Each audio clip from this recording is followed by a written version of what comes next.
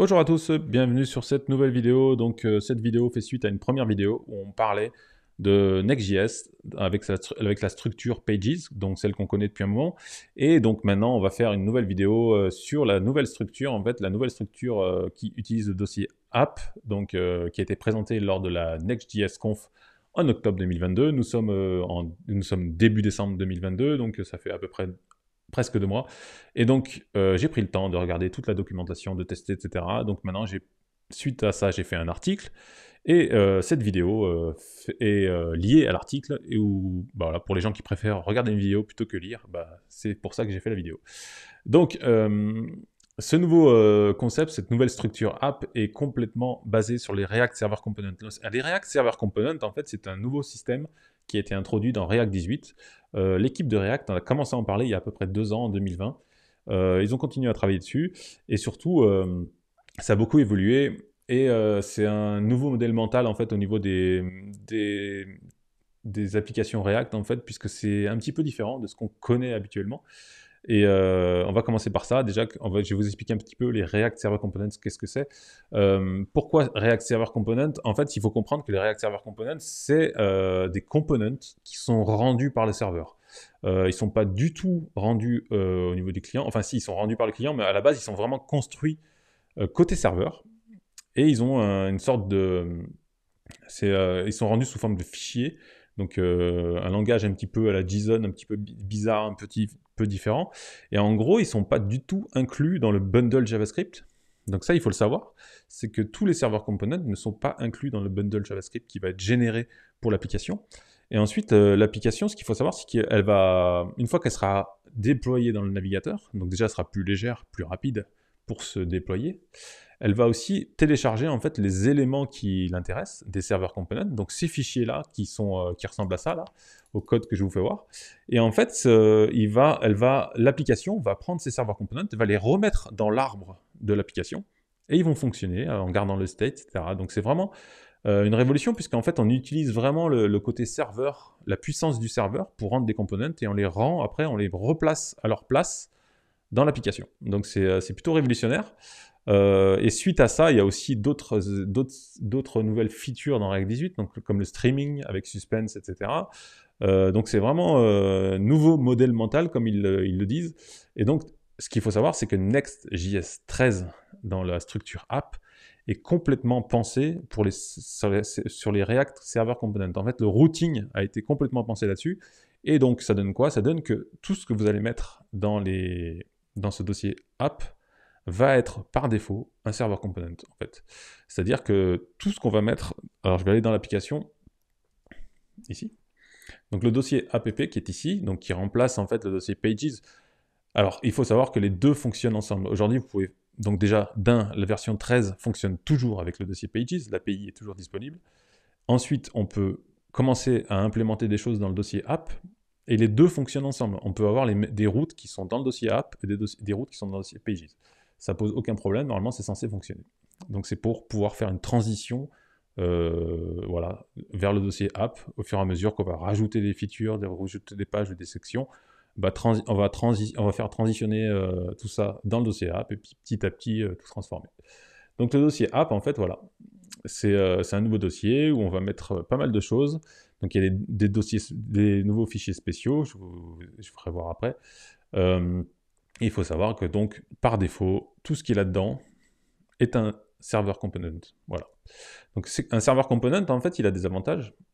C'est que la première chose, et ça c'est une grosse nouveauté aussi qu'on va avoir, c'est qu'on peut faire des requêtes dans ces serveurs components puisqu'on est côté serveur. Donc il y a un nouveau système, voilà, de React qui permet de faire des requêtes dans le component, ce qui est plutôt assez fou, puisque normalement, on sait très bien que le component, à chaque fois qu'il est rendu et rejoue en fait les fonctions, c'est un peu comme les hooks en fait, où une fois qu'il a effectué la requête, en fait, il ne va pas la réeffectuer à chaque rendu. Donc ça marche. En plus, de toute façon, c'est fait côté serveur, donc il n'y a pas de re-rendu, de re-render, donc après, c'est envoyé au client, et puis après le client se charge de le mettre. Donc en gros, c'est une sorte d'HTML qui est renvoyé et on le place à l'endroit où il faut.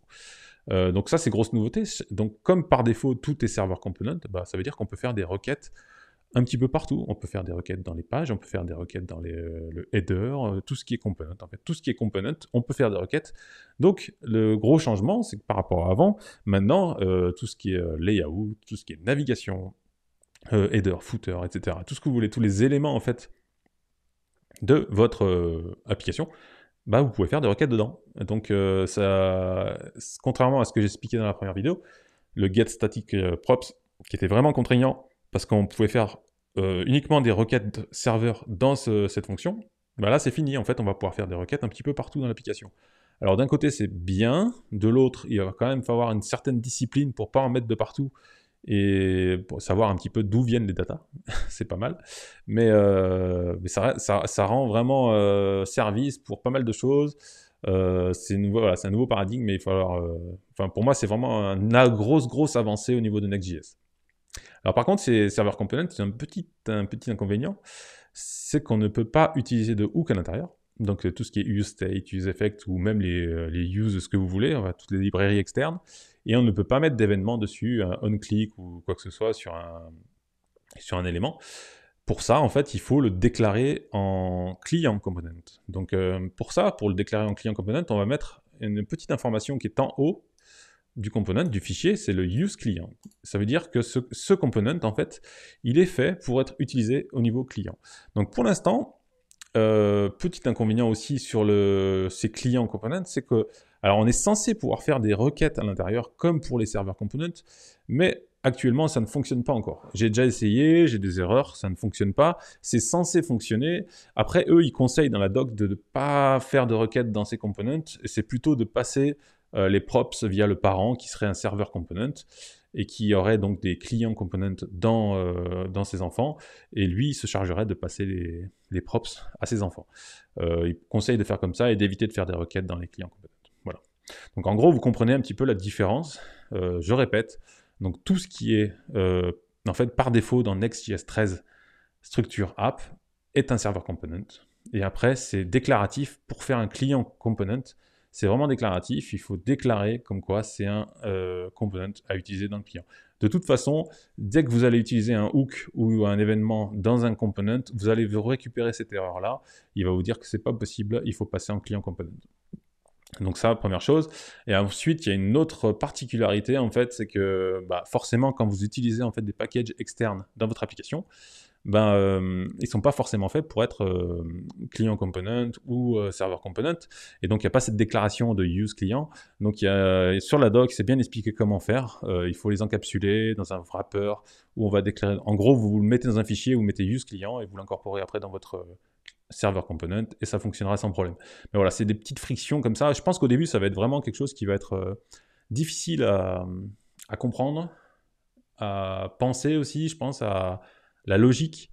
Et on va peut-être mettre un petit moment avant de comprendre à quel moment j'utilise un serveur component, à quel moment j'utilise un client component. C'est vraiment... Voilà, je pense que ça va être le point de friction un petit peu avec cette nouvelle version. Alors, nouvelle chose aussi, c'est le streaming, donc j'en ai déjà un petit peu parlé avant. Moi, j'appelle ça le rendu incrémental. En gros, le streaming, c'est votre application, elle est rendue au fur et à mesure. Mais quand je parle de rendu au fur et à mesure, on parle de rendu serveur, on ne parle pas de rendu dans le navigateur. Ce pas pas des requêtes qui sont faites dans le navigateur. En fait, il va rendre au fur et à mesure qu'ils seront disponibles les éléments. Donc, comme tout est serveur component, il va rendre en premier les éléments qui ne font pas de requêtes. Si vous avez des éléments, le header ou des choses comme ça, le footer, etc., le layout qui ne fait pas forcément des requêtes, il va les rendre rapidement, puisqu'ils sont déjà disponibles, c'est du HTML, tac, il va les renvoyer. S'il y a des éléments qui font des requêtes, il va les renvoyer un petit peu après, une fois que la requête sera effectuée.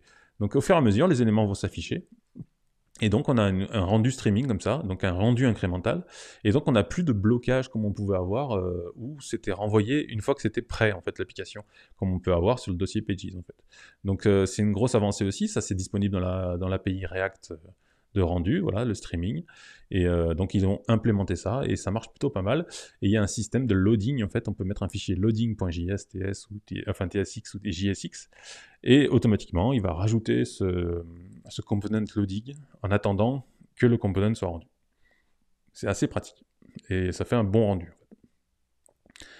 Ensuite, on a une nouvelle structure, évidemment. Alors, la nouvelle structure, il y a plusieurs fichiers spéciaux. Alors, tout se passe dans le...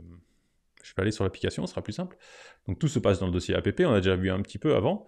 Par contre, la différence flagrante avec l'ancien système, en fait, c'est qu'avant, donc comme je vous avais déjà expliqué, tout ce qu'on mettait dans le dossier pages devenait une route. Obligatoirement. On ne pouvait rien mettre d'autre que des fichiers qui étaient destinés à être une route. Dans ce dossier app, en fait, on peut mettre beaucoup de choses. On peut mettre des dossiers, on peut mettre plein de fichiers, et c'est pas forcément des routes publiques. En fait, pour déclarer une route publique, il faut ajouter un fichier. Et ce fichier, c'est page.js, page.jsx ou .tsx, que vous voulez. Et à partir du moment où vous avez le fichier page, cette route va être publique. Voilà. Et c'est ce fichier qui va faire en sorte que la route devient publique. Donc c'est pour ça que maintenant on peut, dans le dossier app, on peut mélanger des components. On peut mélanger, voilà, dans ce dossier-là j'ai des components, j'ai plein de choses, mais voilà, c'est pas forcément des... Je pourrais même faire un dossier... Bah là j'ai un dossier justement, component, où il n'y a pas de fichier pages, il n'est pas du tout disponible via le navigateur. Voilà. Donc ça c'est plutôt pratique parce que maintenant on peut vraiment organiser la structure comme on veut. Des components globaux ou des components par route, enfin voilà, c'est vraiment... après chacun fait comme il veut. Donc c'est plutôt pratique. Tout est basé sur ce fichier page, pardon. Et nouveauté aussi qui change par rapport à avant, c'est qu'on ne peut plus faire de fichiers avec des paramètres dynamiques à l'intérieur. Maintenant, tout ce qui est, dès qu'on veut faire une route avec des paramètres dynamiques, c'est forcément sur le dossier qui va comporter un fichier page. On ne peut plus faire, comme on faisait avant, un fichier à la place du dossier pour avoir un slug, pour récupérer le slug ou des choses comme ça. Donc ça, c'est un truc aussi que je trouve plutôt bien parce que ça clean un petit peu, au moins ça standardise le truc, on passe toujours par des dossiers.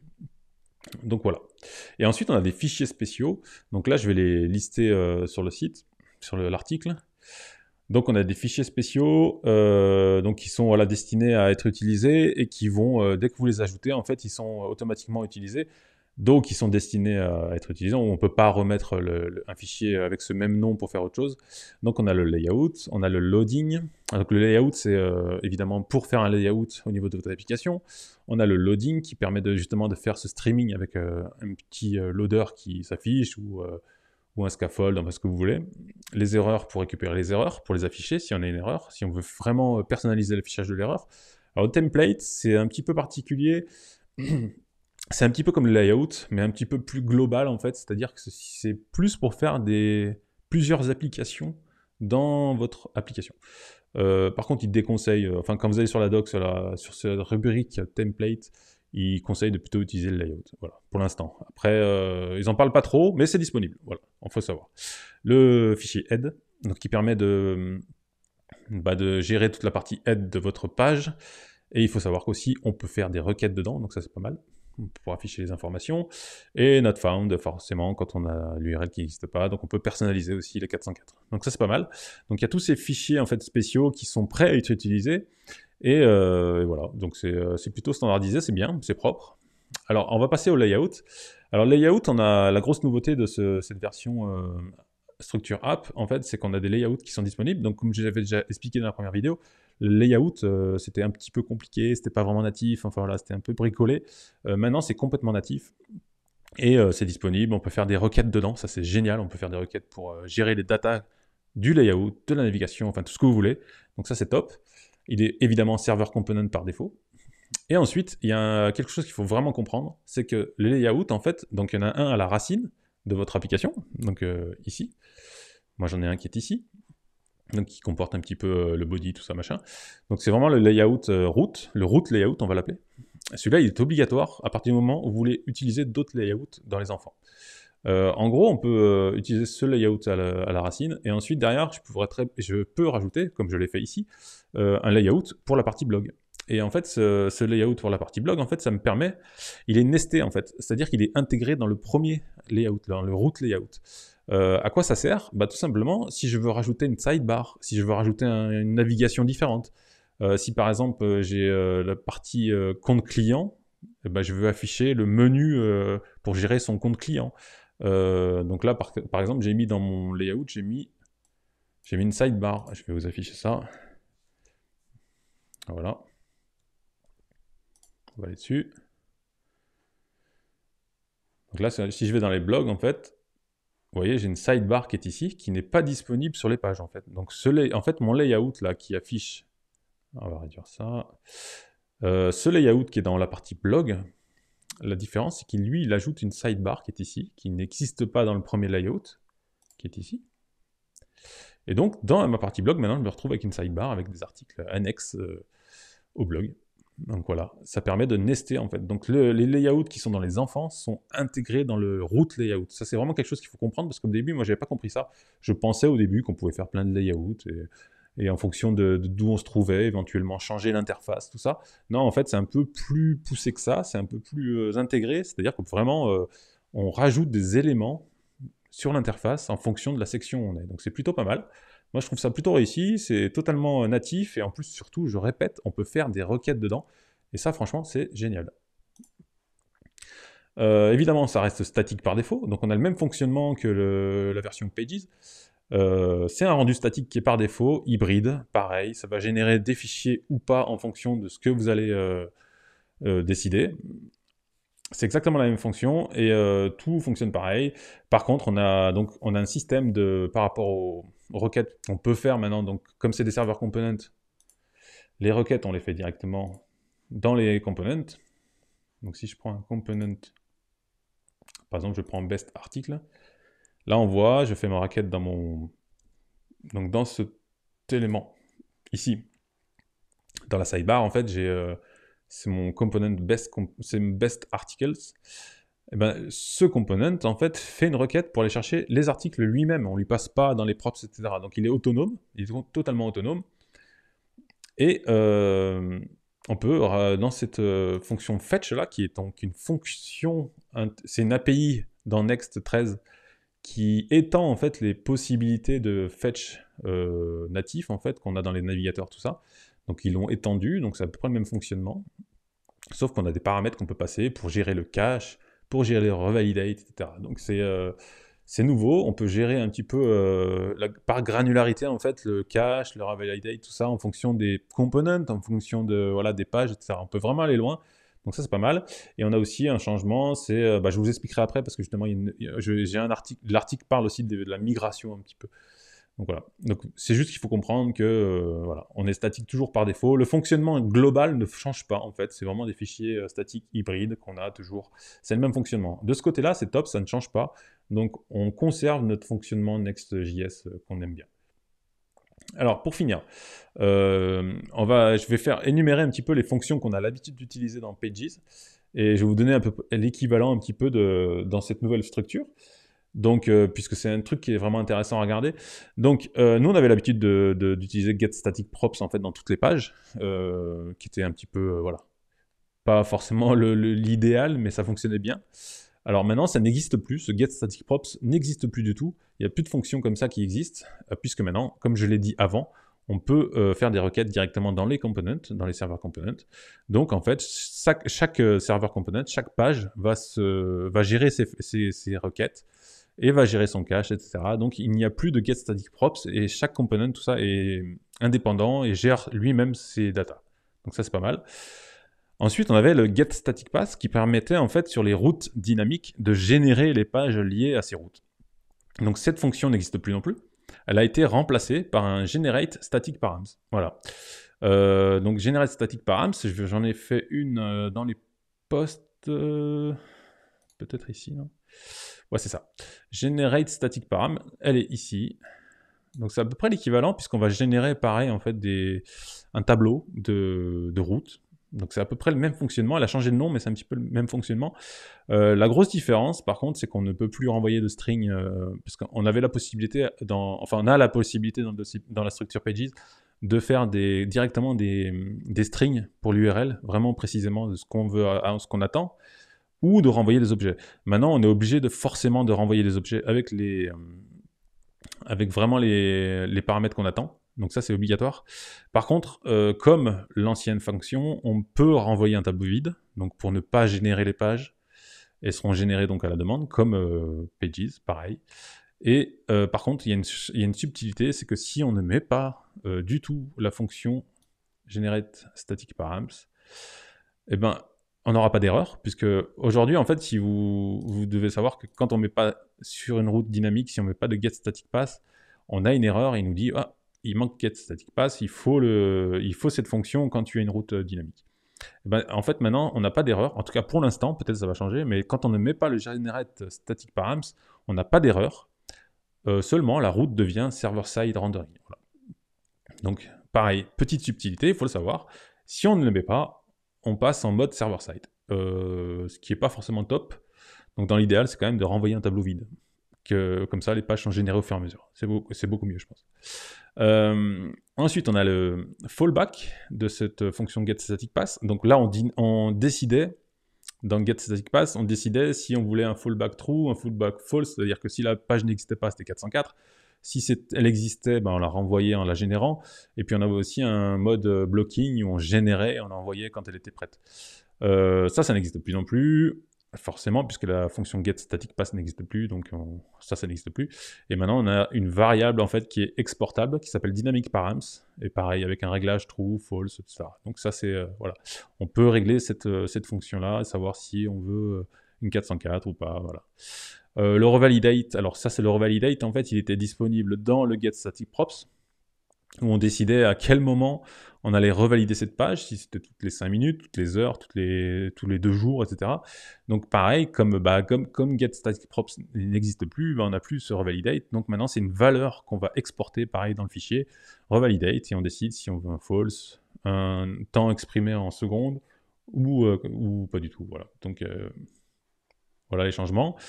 Et petite chose, moi j'avais une inquiétude en fait, si je me demandais si la revalidation à la demande serait toujours disponible, c'est-à-dire qu'on a une API qui est disponible où on va dire telle URL, tu me l'invalides, donc ça veut dire que la page elle est plus bonne et il faudra la régénérer.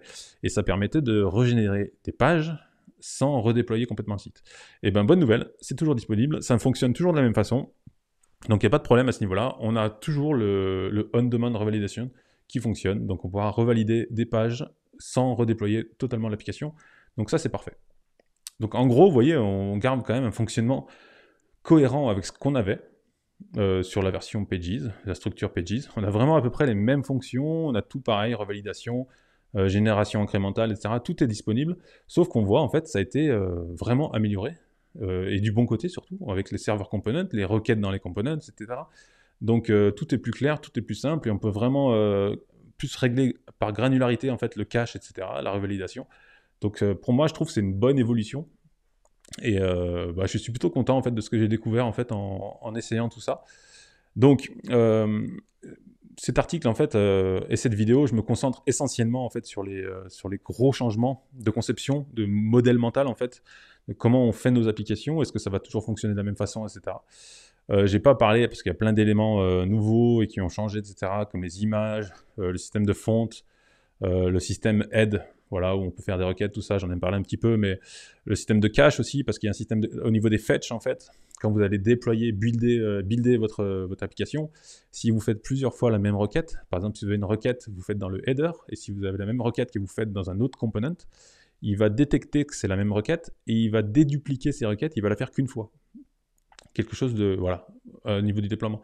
Donc c'est quelque chose qui est plutôt performant, qui va nous éviter ces multiples requêtes sur l'API. Donc voilà, il y a plein de choses comme ça qui sont des améliorations dans tous les sens. Donc voilà, pour moi, je suis plutôt satisfait de cette évolution et j'ai hâte de pouvoir passer un projet là-dessus. Donc je vous laisse. Alors, important, la doc est super bien faite. Elle est vraiment complète, je trouve. Donc on est sur la version bêta de la doc, mais franchement, allez la voir, elle est super complète. Et en plus, il y a un exemple de projet en fait qui explique un petit peu toutes les subtilités en fait de Next.js 13. Voilà, qui est un site exemple. Ça fait voir un petit peu comment ça fonctionne, tout ça, layout, tout ça. Donc je vous encourage vraiment à aller voir ça. Et puis je vous remercie d'avoir vu cette vidéo, d'avoir regardé cette vidéo jusqu'au bout. Et je vous encourage aussi à lire l'article qui résume un petit peu tout ça. Voilà, merci, à la prochaine.